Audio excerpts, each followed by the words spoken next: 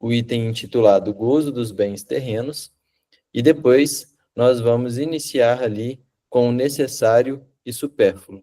Então, são essas duas temáticas que provavelmente nós abordaremos no estudo de hoje. Então, eu vou só compartilhar aqui a tela com vocês para a gente começar o estudo. Pronto. 714. E se deve pensar do homem que procura nos excessos de todo gênero o requinte dos gozos. Pobre criatura, mais digna é de lástima que de inveja, pois bem perto está da morte. Aí Kardec pergunta, perto da morte física ou da morte moral? De ambas, esclarecem o espírito.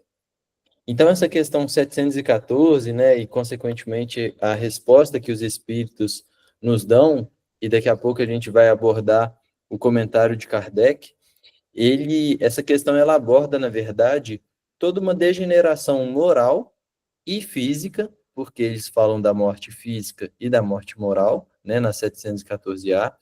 Então, eles abordam toda essa degeneração moral e física que a busca desenfreada por gozos materiais e excessos de todo gênero acarretam. Então, é um alerta, na verdade, sobre a perda da razão e a submissão à animalidade. Porque Jesus, quando a gente lembra do seu evangelho, nós recordamos daquela passagem da parábola do rico insensato. Porque Jesus ele advertiu contra a busca dos prazeres mundanos como prioridade. Então, essa parábola do rico insensato, ela, na verdade, ilustra o homem que acumula riquezas aqui na terra e se entrega aos prazeres, esquecendo-se da vida espiritual e tem a sua alma reclamada. Ou seja, os excessos, eles nos afastam do reino de Deus e da justiça. Então, nós precisamos compreender que o corpo, na verdade, é um templo. Nós precisamos ter esse discernimento, ter esse conhecimento e cuidar dele com moderação. E não com esse excesso, né, que nós encontramos na sociedade. Então, quando Kardec pergunta que se deve pensar do homem que procura nos excessos de todo gênero o requinte dos gozos, os espíritos nos deixam muito claro, é uma pobre criatura. E muitas vezes, se nós perguntarmos na população, na sociedade, e falar assim, olha, vê a vida dessa fulana, desse ciclano, desse beltrano, né, que nós temos aí o contato, sobretudo nas redes sociais, que as pessoas mostram as suas vidas, mostram, sobretudo, as questões materiais, e as pessoas podem olhar e falar assim, nossa, meu sonho era ter a vida do fulano, meu sonho era fazer aquilo que o ciclano faz. Ou seja, muitas vezes as pessoas sentem até inveja dessa vida do outro. E quando nós analisamos de fato o que é essa vida do outro, é na verdade uma vida repleta de excessos. Então nós, enquanto ainda perdidos nessa matéria, muitas vezes invejamos aquilo que nos faz mal. Invejamos excessos que não estão coerentes, de fato, com aquilo que nós buscamos espiritualmente e moralmente. Então, Kardec, ele comenta essa passagem dizendo: o homem que procura nos excessos de todo gênero o requinte do gozo, coloca-se abaixo do bruto, pois que este sabe deter-se quando satisfeita a sua necessidade. Então, os animais, por exemplo, que são dotados do instinto, eles simplesmente comem e fazem todas as suas questões fisiológicas de acordo com a necessidade. Ou alguém conhece animais que são gulosos, que comem além do necessário, porque até aqueles animais que se alimentam, vamos dizer assim, de forma excessiva, se dá assim por uma questão da natureza e fisiológica, ou seja, por exemplo, o urso polar, ele vai comer ali o máximo para ele poder hibernar depois e conseguir passar por aquele período de inverno, ou seja, até aquele excesso de comida que ele tem naquele momento é, na verdade, um planejamento, é uma programação, está de acordo com a sua própria natureza e para a sua fisiologia, porque ele sabe que vai passar por um momento de escassez que vai faltar comida. Então, é uma necessidade biológica. Agora, quando nós analisamos a nossa própria vida, percebemos que temos diversos excessos.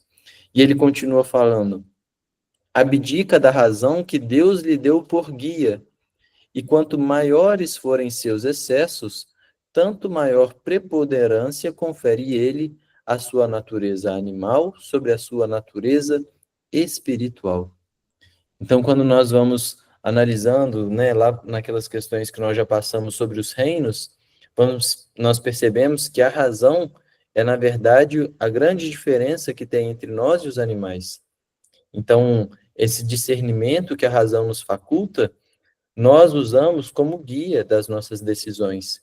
E se a gente abdica dessa razão para poder dar impulso às questões pessoais, aos desejos, à impulsividade do corpo e da matéria, nós estamos, na verdade, agindo como animais. Ou seja, estamos fomentando a nossa natureza animal e abrindo mão da nossa natureza espiritual.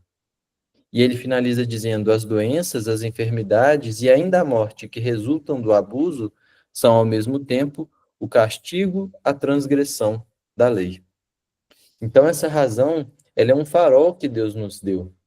Quando o homem se entrega aos excessos, ele silencia essa razão, tornando-se completamente irracional em suas escolhas. E essa é a morte moral, é a perda da lucidez, da capacidade de distinguir o bem do mal, do propósito maior que nós temos nessa existência. Então, essa morte física, ela também é o resultado direto dos excessos que minam o corpo. E a morte moral é a estagnação, é essa letargia do espírito, porque nós sabemos que nós não retroagimos, mas podemos ficar de forma estagnada. É essa perda da sensibilidade para o bem, para o amor, essa capacidade de amar, de evoluir, é essa cegueira espiritual que nos impede de enxergar a luz do progresso. Então, quando André Luiz aborda, e Emmanuel também, sobre todas essas doenças e enfermidades, nós percebemos que elas são resultado dos nossos excessos. Então, se a gente olha só do ponto de vista material, muitas doenças são frutos do excesso. Por exemplo, uma diabetes pode ser fruto do excesso da alimentação, de carboidratos, de doces e dessas situações. Se eu adequo a minha alimentação, uma atividade física e tudo mais, pode ser que eu adeque, de fato, essa minha doença. É apenas um exemplo. Mas também nós podemos perceber doenças que refletem no nosso corpo físico, mas que têm a sua origem, como nós sabemos, nas causas morais. Ou seja, os nossos sentimentos, os nossos pensamentos, as nossas relações com os outros podem nos adoecer.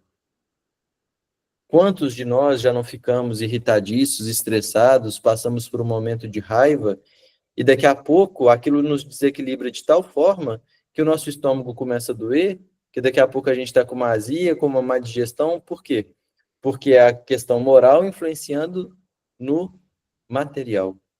E se nós avançarmos além para as reencarnações, compreendendo todas as capacidades do perispírito, e que toda energia estranha no perispírito vai ser expulsa no corpo, a gente percebe que essas doenças, elas têm a sua causa espiritual. Por isso que os espíritos falam sobre essa morte física e a morte moral também. Então está tudo interligado. Mas a grande questão é que todas elas começam nesses excessos. Por isso Jesus sempre nos chama ao equilíbrio, à moderação, à ponderação, porque é muito fácil a gente se perder no excesso, sobretudo quando estamos encarnados através da influência material. Então é com essa questão que ele fecha esse item sobre os bens, né, sobre, de fato, o gozo dos bens terrenos. Alguém quer fazer algum comentário, pessoal, sobre essa questão e sobre essa parte do gozo dos bens terrenos?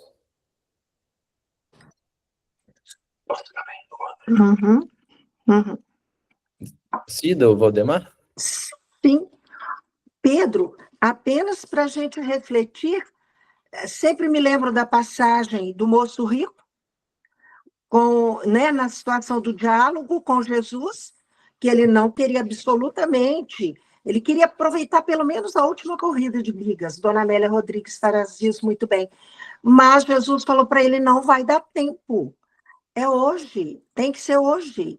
Mas ele falou: mas só mais essa vez. E ele se perde, né? Desencarna lá naquela situação horrível, apesar de que a Amélia Rodrigues traz que ele vê o Cristo vindo recolhê-lo e ampará-lo daquela situação, né? Sempre somos socorridos por Cristo. E, em contrapartida, o Zaqueu, que o Zaqueu, quando ele foi, né, que Jesus foi alimentar na casa dele, alguém perguntou, mas na casa desse recolhedor de impostos?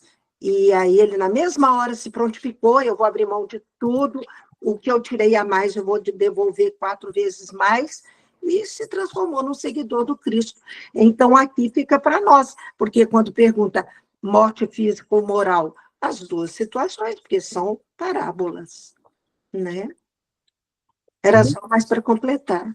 Muito bem colocado e ótimo exemplo, Cida, que nós temos ali no Evangelho também. Então, obrigado por terem colaborado aí. Obrigada, eu. Mais alguém, pessoal, quer enriquecer, trazer mais alguma consideração sobre essas questões? Bom, então fechamos esse subtítulo aí e vamos para o próximo. Esse próximo mexeu um pouco comigo, porque, na verdade, esse item, né, necessário e supérfluo, está relacionado a uma outra questão que eu tenho meditado bastante sobre ela, que é a questão 922, que nós vamos chegar lá ainda, que é quando Kardec pergunta a respeito da felicidade aqui na Terra. E se nós analisarmos, quem de nós não queremos ser felizes, né? Ontem, fazendo um atendimento, eu perguntei para a pessoa, mas você se considera feliz? Isso é uma reflexão que a gente faz, né? E será que a gente pode, de fato, falar somos felizes? O que é a felicidade, né, de fato, aqui na Terra? E é o que Kardec indaga lá na questão 922, e na resposta que os espíritos dão a Kardec, eles falam que a felicidade aqui na Terra, do ponto de vista material, é a posse do necessário. E do ponto de vista moral, é a consciência tranquila e a fé no futuro. Então, é como se fosse uma fórmula, né? Se a gente pudesse falar assim, fosse um professor de matemática, a gente ia colocar lá no quadro F de felicidade. F é igual a posse do necessário, PN, mais consciência tranquila, CT, mais fé no futuro, FF. Então é como se fosse uma fórmula que os espíritos nos dão. E aí a gente se pergunta, tá, então vamos resolver a parte material, que em tese é uma mais fácil, tá mais no nosso tete a tete, no nosso dia a dia. O que é o necessário? Porque o necessário, para mim, aqui, vai ser uma coisa, para a TT pode ser outra, para a Dona Elida pode ser outra, para a pessoa lá na África pode ser outra, para a pessoa que está lá na Antártica pode ser outra, para a pessoa que viveu há 500 anos atrás é outra, para a pessoa que vai viver daqui a 500 anos é outra, e a lei do Cristo ela é imortal. Ela corresponde a todo o globo terrestre, a todo o universo. Então, esse necessário está muito relacionado a essa questão. Então, Kardec ele vai colocar as bases aqui dessa questão para ela ser abordada mais futuramente sobre a felicidade. Então, vamos entender o que aqui os espíritos consideram como supérfluo e necessário. 715. Como pode o homem conhecer o limite do necessário? É interessante porque essa questão, essa pergunta, na verdade, ela está muito relacionada quando a gente viu lá sobre a lei de trabalho. Não sei se vocês se recordam, me ajuda aí. Quando Kardec pergunta sobre até quando vai o nosso trabalho, né, se o repouso ele é válido ou não, e aí os espíritos esclarecem que cada um tem uma força de trabalho. Tem pessoas que vão trabalhar mais, outras menos, respeitando sempre o nosso limite de trabalho. E se a gente parar para pensar, conhecer esse limite de trabalho está relacionado ao nosso autoconhecimento. Porque a gente não pode se comparar ao outro. Às vezes, o outro, o limite de trabalho do outro, é 80 horas por semana e ele de fato está no limite. Tem pessoas que vão trabalhar 100 horas por semana que de fato vão estar no limite. E tem outras que vão trabalhar 20 e vão estar no limite. Por quê? Porque isso é uma medição individual. O que muitas vezes acontece, e aí eu vou trazer para o trabalho, por exemplo, espírita, para facilitar um trabalho voluntário, é o seguinte: não, o meu limite de trabalho é 1 hora por semana. Aí a gente dedica 1 hora por semana. Mas a gente precisa fazer uma segunda pergunta. Essa 1 hora por semana está dentro do meu limite? Ou está além? Ou está aquém? Porque, veja bem, muitas vezes a gente se priva de ir além, de conhecer o nosso limite. Porque para eu conhecer o nosso limite, eu preciso praticamente chegar nele, para eu perceber que, opa, daqui não dá, daqui fica muito desgastante, eu não posso ir além disso. Então, como aqui eu tenho essa liberdade, vou pedir desculpa a vocês por usar um exemplo pessoal, mas é porque o que está me vindo aqui na cabeça para poder ajudar a exemplificar essa situação, por exemplo, em 2023 eu fiz 50 estudos espíritas. Isso naquela situação era um limite. No ano passado foram 70, ou seja, eu achei que estava já no meu limite. Esse ano, até a metade do ano, em junho, final de junho, já tinham sido 50, ou seja, esse ano eu fiz o que eu fiz em 2023. Então, eu estou conhecendo o meu limite de falar assim, poxa, eu posso ir além ou eu posso ir a quem? Eu consigo abraçar mais ou eu não consigo abraçar mais? Por quê? Porque eu estou nesse processo de autoconhecimento, de perceber, poxa, não dá para fazer mais de 2, 3 palestras por semana. Por quê? Porque falta espaço, falta tempo. Ou seja, é um processo de autoconhecimento. E quando a gente vem para as questões materiais, quando nós vamos conhecer o limite do necessário, está relacionado ao nosso autoconhecimento. E aí, olha o que os espíritos nos esclarecem. Aquele que é ponderado o conhece por intuição. Muitos só chegam a conhecê-lo por experiência e à sua própria custa. Então, a questão 715, ela aborda um desafio que, na verdade, ele é fundamental na nossa existência. Como discernir entre o que é necessário para viver e o que se torna excesso que leva à degeneração? É essa a abordagem que Kardec. Como que eu vou discernir o que é necessário para viver e o que se torna excesso que leva à degeneração? Então, antes da gente continuar, vou passar para a Celinha trazer alguma questão. É só uma informação. Na minha tradução, em lugar de aquele que é ponderado, está assim, o sábio. Oh, legal. Então, o que faz a gente pensar que para termos o conhecimento por intuição, é preciso sabedoria, né? Na Sim. nossa tradução, mas na sua está ponderado, então não sei qual seria mais adequada, né? Essa tradução que está sendo compartilhada aí é uma tradução do Guilhom Ribeiro, mas a gente percebe que, na verdade, quando a gente olha o que é ser ponderado, implica, na verdade, em equilíbrio, em bom senso, em reflexão, em autocontrole. Então, isso, na verdade, é uma característica de quem é sábio. Então, eu acho que são sinônimos, né? Porque Jesus faz referência ao homem prudente.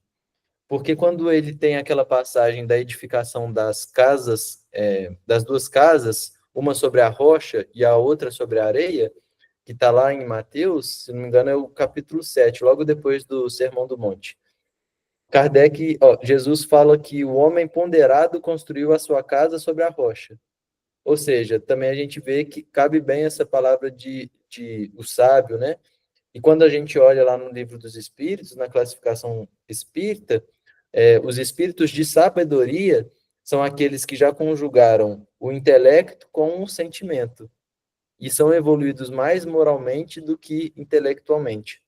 Então, a sabedoria, ela se alinha muito com o sentimento também, né? Então, eu acho que as duas são bem-vindas, né, Celinha? Mas, enfim, bom, bem colocado, porque igual do ATT parece que também está na mesma tradução de sábio. Mas, enfim, vamos passar para o Rafael e daqui a pouco a gente continua as nossas reflexões. Fala, Rafael. Tudo bom, pessoal? Acho que essa análise, né, do necessário e supérfluo, tem um livro que eu estou lendo que chama O Essencialismo. É um livro muito bom, que ele fala assim, a disciplinada busca por menos, sabe? Para a gente definir realmente o que é essencial para a gente e buscar o essencial, né? E às vezes a gente pode ver que o essencial pode ser muita coisa, como pode ser quase nada, né? Cada um tem o seu valor do essencial. E essa questão do limite, eu sempre lembro que a gente cada vez mais, né, a gente sempre coloca, a gente está sem tempo para quase nada, porque a gente está tendo que se dedicar muito ao trabalho, né? A gente quase não tem tempo para a família, para um lazer pequeno, que seja sentar com um amigo em qualquer lugar para conversar, bater um papo, né? Rever pessoas que não têm muito tempo, porque o trabalho nos desgasta muito, horas trabalhando. E ao mesmo tempo a gente vê, não sei se vocês lembram, o Mujica, que é o presidente, que foi presidente do Uruguai, né? Que desencarnou recente, tem um vídeo dele falando que o consumismo está tão acelerado que a gente tende a consumir mais coisas que a gente não necessita, e para pagar aquele consumo a gente tem que trabalhar cada vez mais para pagar algo que a gente consome, a gente adquire para não depois não ter tempo de usá-lo, sabe? Então a gente cai nesse ciclo e depois a gente começa, depois vem aquele sentimento de culpa, sabe? De igual anteriormente quando você falou ali do gozo, né? Do prazer do excesso. Nossa, isso aqui, você tem aquele prazer momentâneo do excesso que depois vem a culpa, né? E você ir conseguindo essa autorregulação, olhar para dentro e realmente entender aonde está a raiz desse comportamento, sabe? O que te levou? Foi impulso, né? Foi algo... eu lembro a minha avó, minha falecida avó, ela tinha 3 geladeiras na casa dela, sabe? Eu falava assim, vó, para que você tem 3 geladeiras? Tipo, ficava uma ligada e 2 ligadas, né? Mas depois eu entendi que lá, quando meu avô morreu, ela tinha 7 filhos para criar, todos novos, e passou por muita dificuldade. E ela conseguiu comprar a geladeira a muito trabalho, a muito custo. Então, desfazer daquilo para ela era algo que doía, sabe? E com o tempo a gente vai conversando, a gente foi convencendo ela a desfazer, mas isso vai me chamando muita atenção, sabe? A questão de cultura, questão de experiências, né? Nessa mesma vida, mas no passado, seja numa infância, uma adolescência, que traz um pouco desses comportamentos. Queria só contribuir com isso daí.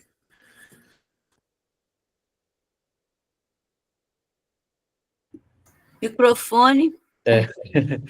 Muito bom, Rafael, maravilha. A gente percebe que esse dia a dia, né? Esse exemplo da sua avó, que é muito válido, que você trouxe, que enriquece, porque passa pela empatia, né? De entender a visão do outro. Às vezes a gente olha aquilo lá, poxa, olha o tanto de gente precisando, mas a gente não entende o que a pessoa teve que fazer para passar por aquilo. Então, antes... vamos lá, Claudinha. Eu não sei se é você ou o Edu, fica à vontade.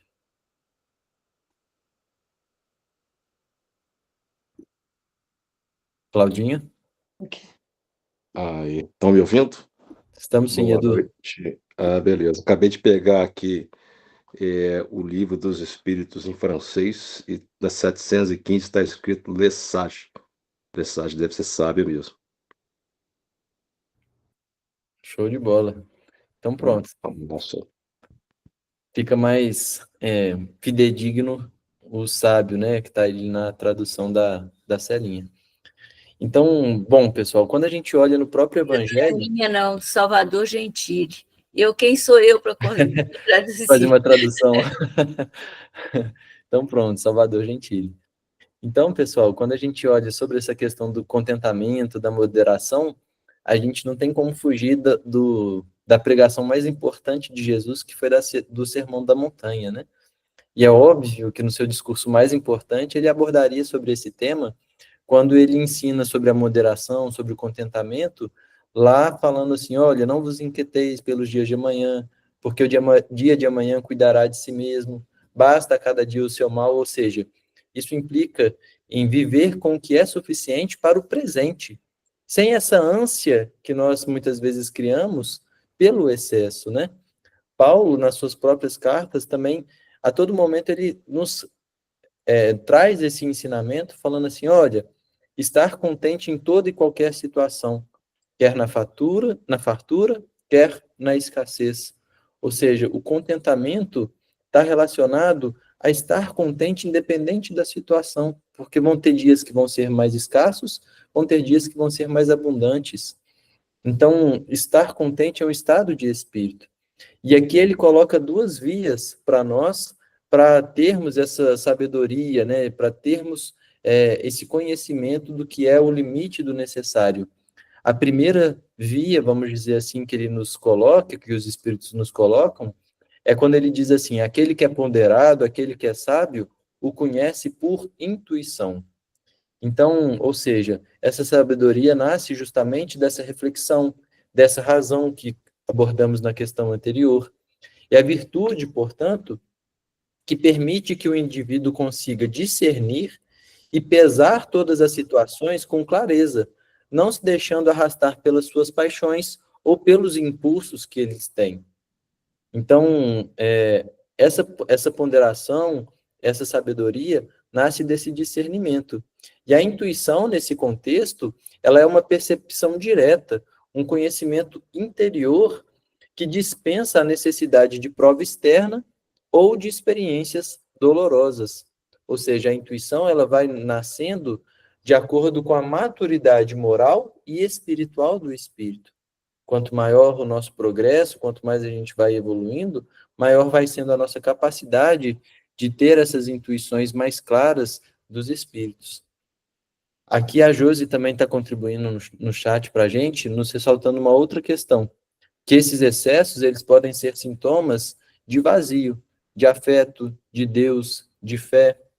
E é exatamente isso, porque esses excessos, na verdade, eles mostram para nós uma carência espiritual.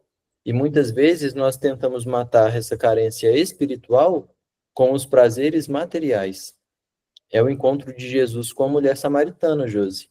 Quando Jesus encontra com ela buscando a água material e ele oferece a água viva, ou seja, essa água espiritual, ele mostra para ela, olha, isso que você está buscando aqui, você vai ter que buscar sempre. Todo dia você vai ter que vir buscar essa água material, porque isso não vai te saciar.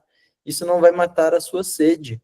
Por quê? Porque você está tentando matar a sua sede espiritual com um bem material. E a gente vive fazendo isso. A gente quer dar presentes para os nossos filhos para matar a nossa ausência de tempo de qualidade com eles. A gente quer ter as coisas ou fazer uma viagem para suprir, às vezes, questões que estão relacionadas ao espírito. Então, nós precisamos ter esse discernimento. Por isso que essa sabedoria chega por intuição. Mas os espíritos ainda continuam dizendo, muitos só chegam a conhecê-lo por experiência e a sua própria custa. Então, esta, na verdade, é a via mais comum que nós percebemos, né? Que é através das experiências. Porque essa experiência, ela refere-se à vivência prática desses excessos que nós vivenciamos. O indivíduo, portanto, ele cede aos prazeres desmedidos, cede aos vícios, a acumulações desnecessárias, né? Usando ainda o exemplo do Rafael, uma geladeira cheia e duas lá paradas, desligadas, sem necessidade, né? Então, essa acumulação desnecessária, e só então, ao enfrentar todas essas consequências diretas e dolorosas, e aí essas consequências podem ser as doenças físicas, que a gente viu anteriormente, podem ser o sofrimento moral, pode ser a falência, pode ser as perdas de relacionamento, podem ser angústias, podem ser diversos tipos de situações. Aí sim, depois de passar por todas essas consequências dolorosas, ele vai compreendendo esses limites. Então, essas lições aprendidas à própria custa são aquelas que vêm através desse sofrimento pessoal, dessa dor, das dificuldades geradas pelos próprios erros. Então, eles não são apenas vivências teóricas, aprendizados teóricos, mas são vivências de fato marcantes para o espírito e muitas vezes dolorosas, que ele vai ali entender e conhecer o que é de fato esse limite do necessário. Né? Leci. Então, Pedro, a gente vai pensando nessas reflexões, né? E assim, Eu gosto muito, Kardec traz, os espíritos traz para a gente, né, bem forte isso aí para gente. Aí logo em seguida vem as obras subsidiárias, tipo, né, do Chico, né? Eu gosto muito do Céu e Inferno, que tem muitos relatos nesse sentido, justamente nesse assunto, né? E tem até um caso lá da lição o avarento, né? Um espírito rico, né? Que justamente nesse sentido, né? Ele usou ele não usou com sabedoria nem caridade, né, o que ele tinha, né? Então, após a morte, ele encontra lá presa essa ideia de posse, né? Então ele relata, né, o quanto isso para ele foi dolorido, né? Essa fixação, né, no supérfluo que ele tinha, né? E muitas vezes, né, essa angústia de perder o que ele nem usava, igual o Rafael comentou aí, entendeu? Então lá tem muitos casos assim, né? E me lembrei também de André Luiz, né?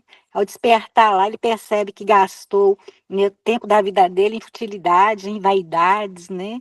E que fala, e lá ele fala, tem um pedacinho que ele fala que ele alimentou o corpo e negligenciou o espírito, né? Então é muito bacana todas essas, né, referências que a gente tem para estudo, né? Só isso mesmo. Muito bom, Leci. E de fato, assim, O Céu e o Inferno é muito bom, né? É um livro que eu gosto muito também, porque quando ele traz esses relatos, aquilo na verdade é uma lição, né, para todos nós, de assim, olha, eu procedi assim e o resultado é esse. Eu procedi assim e o resultado é esse. Então, ali nós temos relatos dos espíritos felizes e de diversos espíritos que também estão passando por situações complicadas, vamos dizer assim. Então, é um guia prático, né? Muito interessante para a gente poder perceber. Bom, 716. Mediante a organização que nos deu, não traçou a natureza o limite das nossas necessidades? Sem dúvida, mas o homem é insaciável. Por meio da organização que lhe deu, a natureza lhe traçou o limite das necessidades. Porém, os vícios lhe alteraram a constituição e lhe criaram necessidades que não são reais.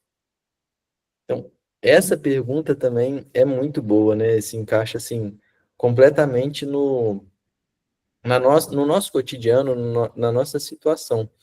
Porque, poxa, quando a gente olha, né, mediante a organização que nos deu, não traçou a natureza os limites das nossas necessidades? Então, a natureza, quando a gente analisa, e a natureza, consequentemente, sendo obra de Deus, ela é perfeita em seus desígnios. Deus é perfeito em tudo aquilo que ele cria. Então, a natureza, né, Deus nos dota de um corpo com as necessidades fisiológicas básicas, por exemplo. Então, nós temos ali as nossas necessidades como fome, sede, sono, as questões reprodutivas, e temos também os mecanismos de saciedade. Então, o animal, guiado pelo instinto, ele conhece esse limite, como a gente viu nas questões anteriores, para quando a sua necessidade é satisfeita. Só que o que os espíritos nos mostram aqui? A afirmação é que o homem é insaciável e destaca de que, por exemplo, diferentemente do animal, né, nós temos essa diferenciação, porque o ser humano ele tem a capacidade de transcender a mera necessidade para buscar o requinte e o excesso no gozo, movido por paixões e desejos que vão muito além da sobrevivência. Então, é aquela questão 714 que a gente estava vendo anteriormente. A gente está sempre indo além, para ter mais gozo aqui na matéria, para poder abusar um pouquinho mais dos excessos que nós vamos tendo. E aí é que começa a complicar a situação. Porque depois, na resposta dos espíritos, eles continuam dizendo: por meio da organização que lhe deu, a natureza lhe traçou os limites das necessidades, porém os vícios lhe alteram a constituição e lhe criam necessidades que não são reais.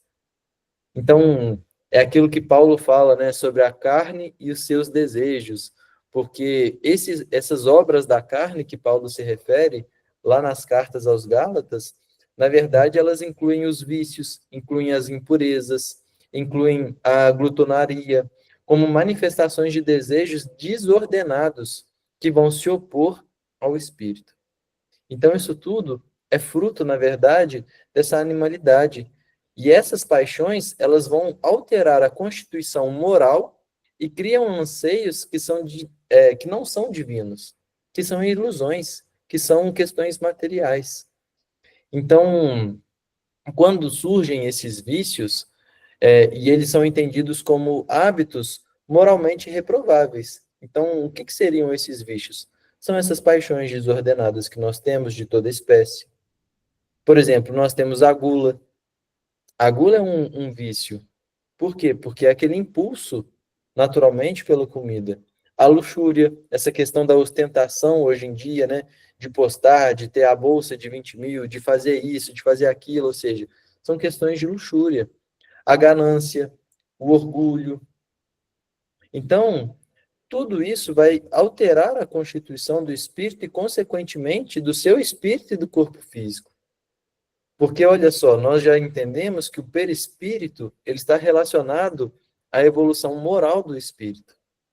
Por isso que vai alterar essa constituição. E isso é muito importante a gente ver.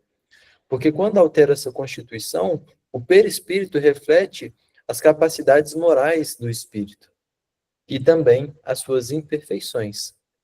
Então, quando o perispírito é formado, e vão ter ali os fluidos do próprio planeta Terra, mas também a questão da própria condição moral do espírito, os vícios ao longo de sucessivas encarnações, porque nós não criamos vícios apenas nessas encarnações, que carregamos conosco também os vícios do passado, como também as conquistas dos passados, eles vão moldar e degenerar o perispírito. E quando nós temos um perispírito degenerado, consequentemente, isso vai impactar o corpo físico. Então, essa alteração da Constituição é, na verdade, para nós, apenas um resultado, uma consequência direta da lei de causa e efeito. Então, isso também pode se passar. Agora, no final, é que tem uma frase fantástica, né? Criam necessidades que não são reais. Ou seja, são as ilusões, né? Os vícios, eles não vão desorganizar apenas o corpo. Porque é fácil a gente ver um vício desorganizando o corpo. Se a gente olhar uma pessoa que é viciada em comer, daqui a pouco ela vai estar enfrentando problemas de obesidade, problemas de saúde. Se nós vermos uma pessoa que é viciada em álcool, a mesma coisa, em droga, é a mesma coisa. Ou seja, esses vícios, eles degeneram o corpo físico e o perispírito. Mas também eles criam uma dependência psicológica e espiritual. E isso é muito grave, porque o que antes, nesses vícios, por exemplo, era um prazer ocasional, vamos ao exemplo ali de uma droga, por exemplo, eu vou experimentar aqui. É um prazer ocasional, é um prazer momentâneo, é uma circunstância. Mas que quando vai sendo alimentado, isso torna-se uma necessidade, e é uma necessidade compulsória. Uma busca incessante por sensações cada vez mais intensas, seja para fugir, por exemplo, da própria realidade. Então, a pessoa cria aquela necessidade pela droga, pelo álcool, para dar uma trégua, para fugir da própria realidade que ela vive. Então, essas necessidades, elas não são inerentes à nossa natureza, mas são criações artificiais e patológicas de uma mente viciada.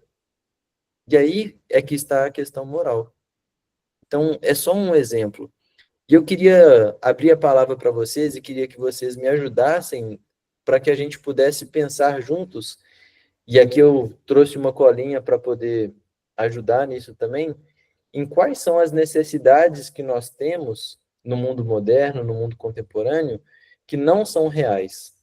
Eu queria que vocês me ajudassem nesse sentido para a gente dar alguns exemplos, porque não basta a gente ler apenas isso, necessidades que não são reais, tá?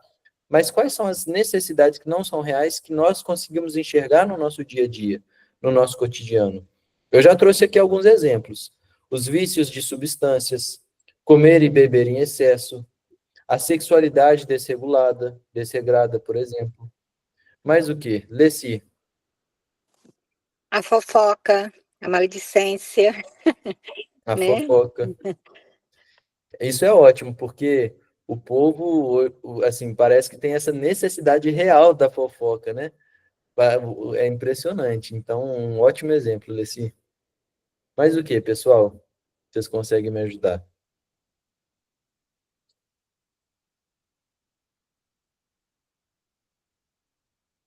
Ninguém? Tá todo mundo calado, Celinha. Tem os da aparência, do poder, né, de dominação, Boa. de ter muitos seguidores nas redes sociais, por exemplo. A pessoa cada vez quer ter mais, ela não, né? Alguns que eu estou me lembrando aqui. Ótimo, Celinha. A busca do poder pelo poder, né? Muito bom. TT.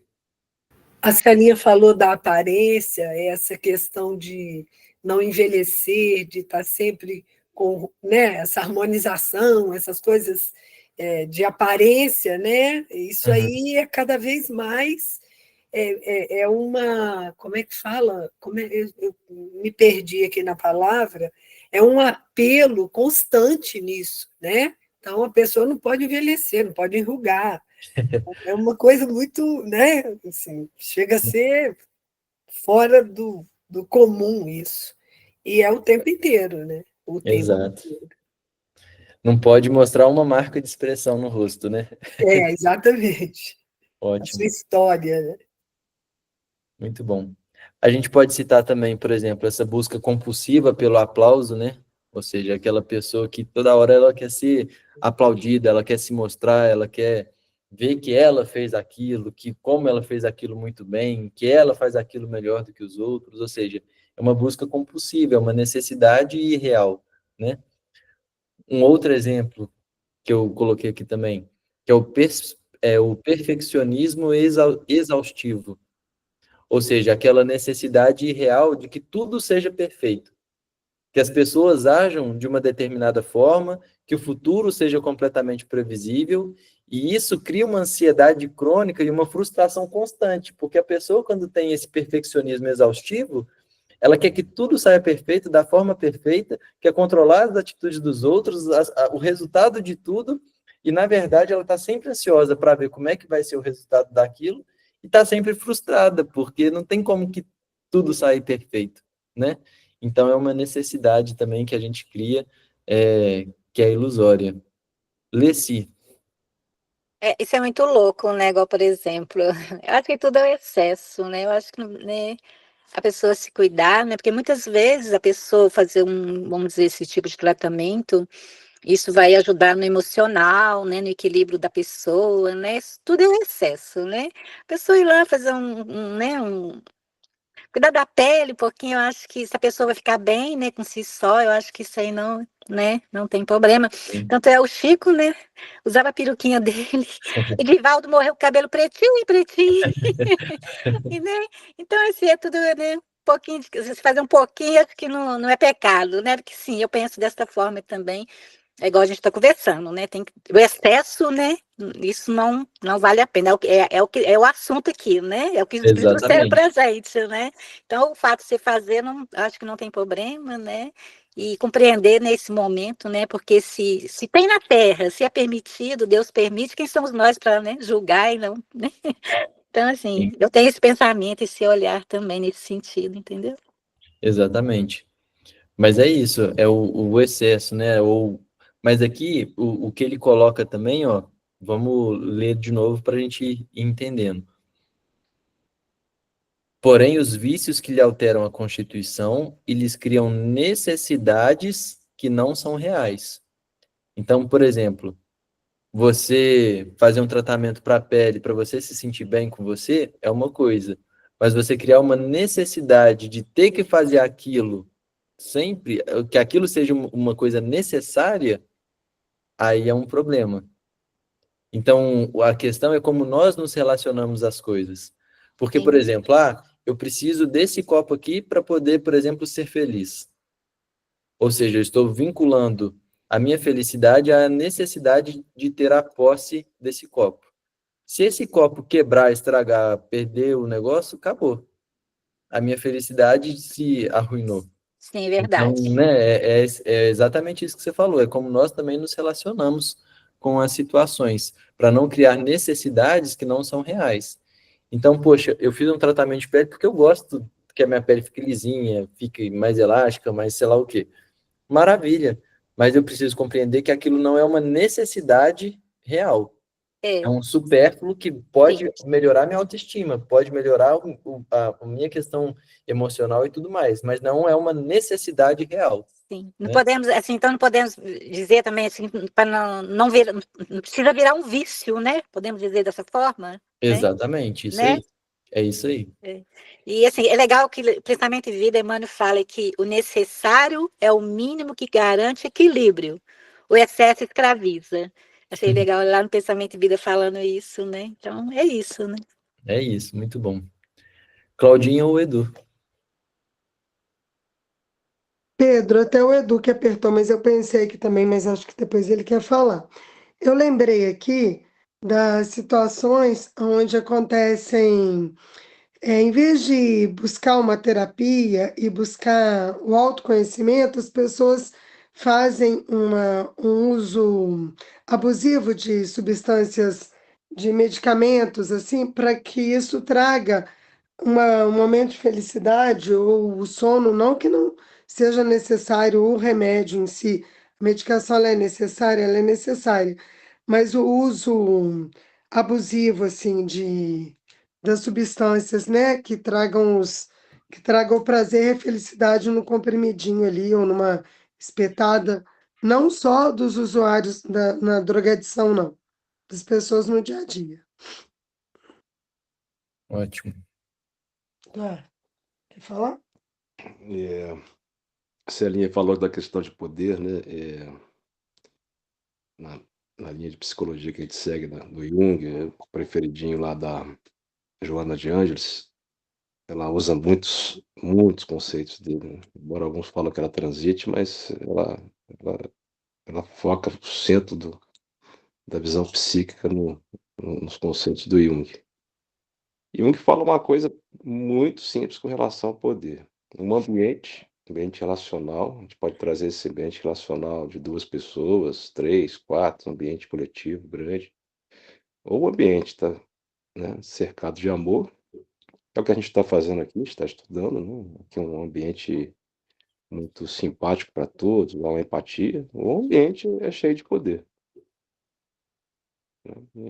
Justamente, são 2 princípios, ele coloca como princípios, explica isso em detalhes aí, ligando o amor a Freud e poder a Nietzsche. Quem conhece os dois pode aprofundar nesse conhecimento.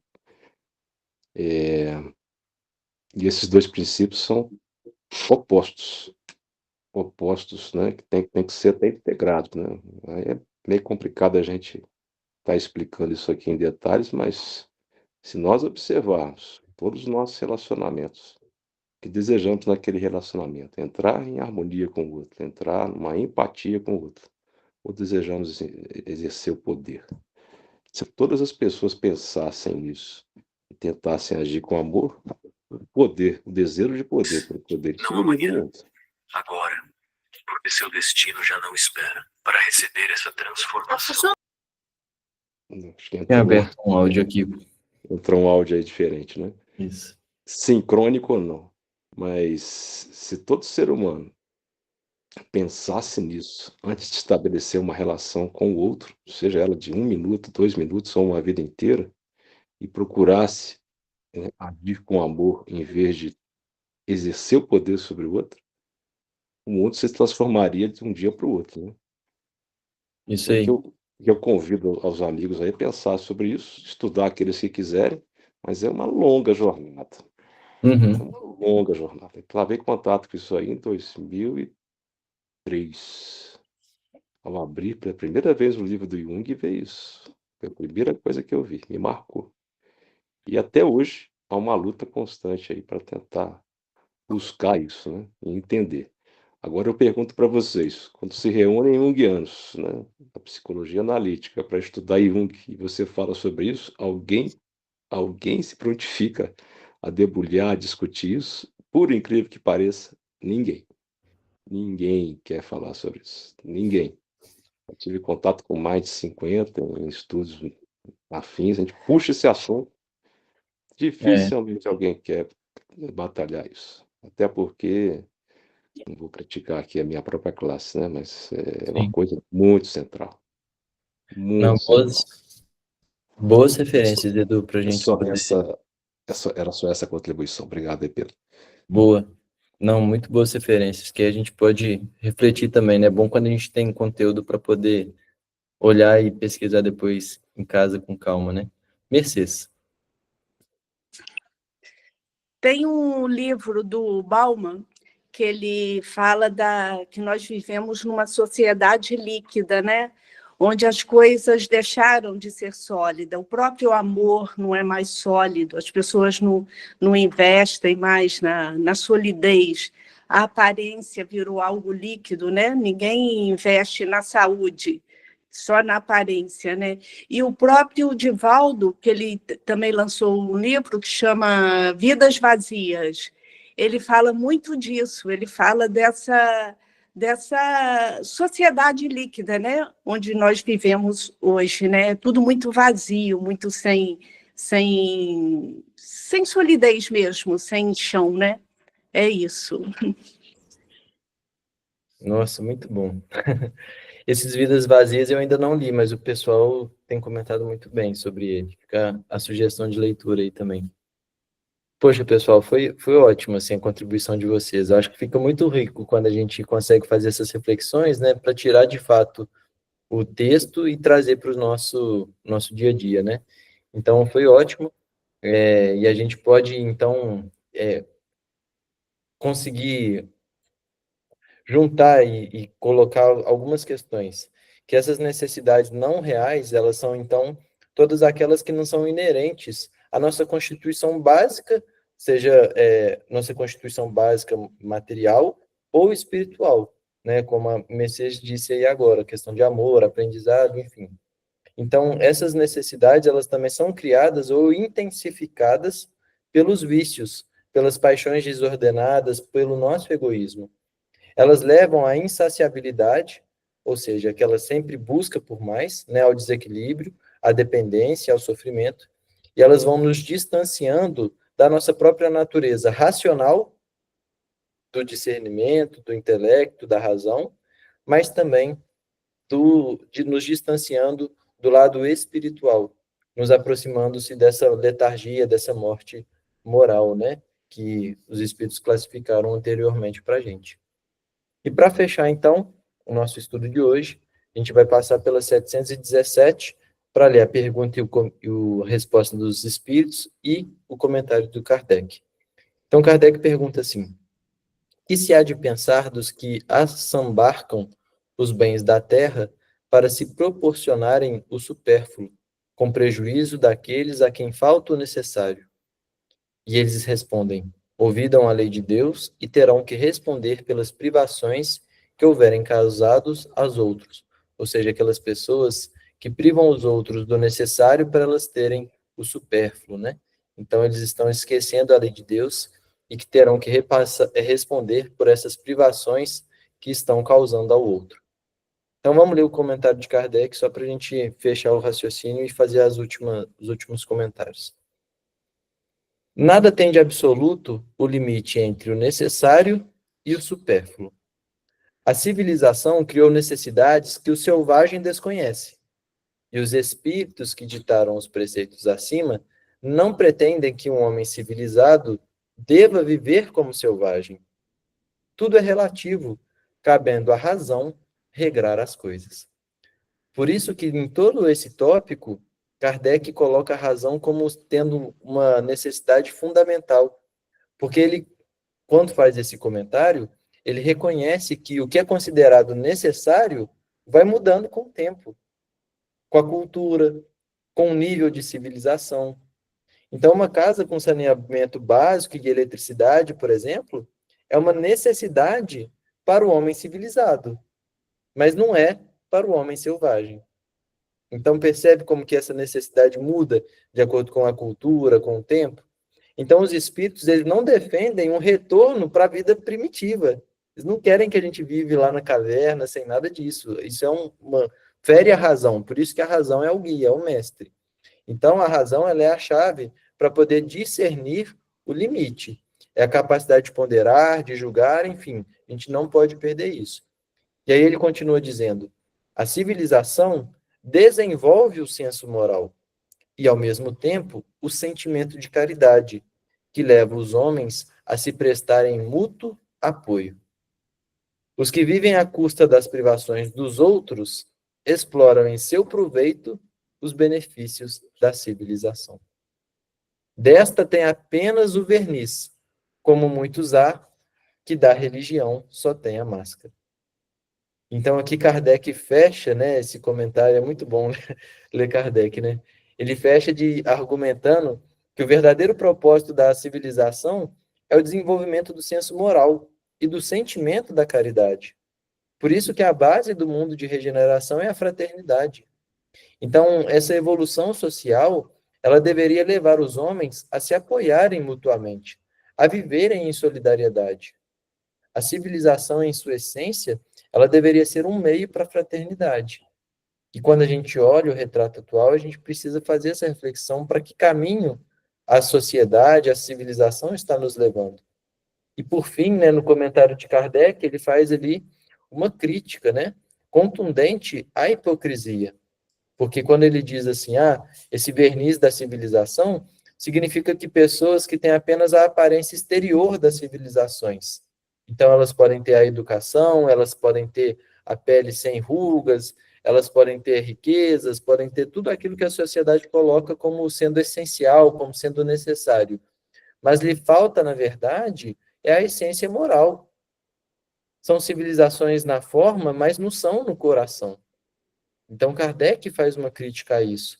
Assim como ele também faz uma crítica a essa máscara da religião, porque é uma crítica ainda mais forte, porque muitos dizem, nossa, eu sou espírita, eu sou religioso, eu sou católico, eu sou evangélico, então eu frequento templos, crio rituais, né, dependendo aí de cada corrente cristã ou religiosa, mas quando a gente vai analisar as suas ações, elas são egoístas, são ações exploradoras. Então, a religião, na verdade, é apenas uma fachada, é uma máscara para esconder a falta de caridade e de amor ao próximo. Por isso que Jesus criticou tanto a questão farisaica, né, das formas, das aparências, dos rituais, e o fundo pobre, o fundo escasso, daquilo que é de verdadeira importância para o espírito, que é a capacidade de amar. Então, esse item é muito bom, Kardec ele é muito feliz, né, em todo esse estudo, e a gente percebe como que isso é tão atual para nós, né? Então, Celinha, já que você levantou a mão, daqui também eu já finalizei minhas reflexões, agora é contigo aí para você comentar e retomar a reunião. Nossa, ainda não estou retomando, não. Mas o que eu queria falar é que essas buscas, nos movem a cobiça e a inveja, né?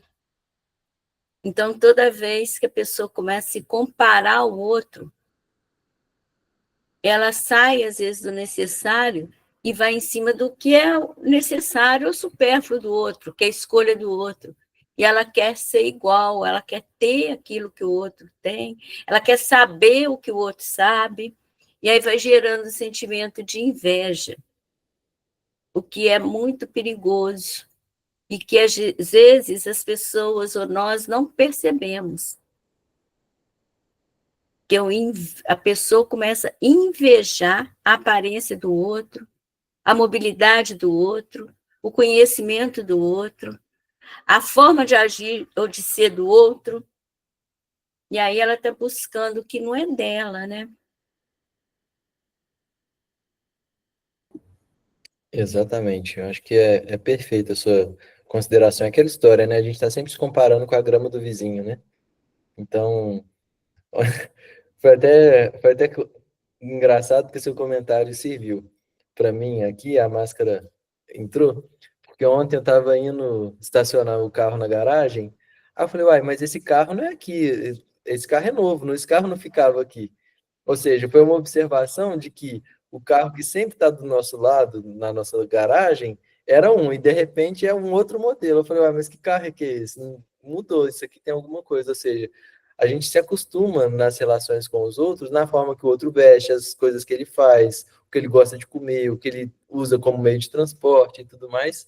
Então é uma ótima reflexão. Mas está contigo aí agora, tá, Celinha? A Alessi tinha levantado a mão também. Pode falar? Pode? Então, Pedro, quando ele fala, né, que se deve pensar, né, desses que apropriam, né, dos bens da terra, a gente entende, né, que a terra ela tem, vamos dizer assim, recurso suficiente para todos, né? Mas aí, como a gente está conversando e você falou, essa má distribuição de riquezas, né, provocada pelo egoísmo e orgulho, né? Isso gera miséria, né? Então, é isso que você comentou mesmo, né? Na hora que começar a ter, o ser humano ter um outro olhar, né? De compaixão pelo próximo, né? Assim, né? Os governantes também, vamos dizer assim, né? E, em particular, nós, cada um de nós, olhar o outro, né? O que a gente tem, o que dá para dividir um pouco, né? Então, quando isso se concentra só em excesso, né? Muitos ficam desamparados, né? A gente tem esse entendimento, né? E aí isso fere, acho que é a lei natural de solidariedade e justiça, não é, o Pedro? Esse pensamento? Com certeza, porque, por exemplo, se a gente pensar só sobre a fome, a terra, ela produz comida suficiente para alimentar todo mundo. Então, por que que falta comida? É um resultado equivocado das escolhas humanas, ou seja, uma nossa imperfeição para resolver essa situação. Então, a gente precisa, de fato, fazer uma reflexão nesse sentido, né? Porque quando Jesus faz a multiplicação dos pães, ele faz essa multiplicação por duas vezes. Ele pega 5 pães, pega 2 peixes e faz a multiplicação. Numa vez, sobrou, se não me engano, 7, da outra 12 cestos cheios. Ele manda recolher esses cestos para que nada se perca. Ou seja, ali ele já está nos mostrando sobre a sustentabilidade, sobre a ecologia, sobre a fraternidade. Ele nos mostra tudo isso com um ensinamento terreno, vamos dizer assim, né? Então, a gente vê que é uma questão, que é um desafio da imperfeição que nós carregamos conosco. E lá no Evangelho, né, segundo o Espiritismo, quando vai falar da distribuição de riquezas, o Kardec conclui, né, que para que a miséria desapareça, é necessário a educação, não a educação das universidades, né, intelectual, mas a educação moral, né? Então, é isso que está faltando para nós. O Pedro, muito obrigada. Que Jesus te ilumine sempre, que você consiga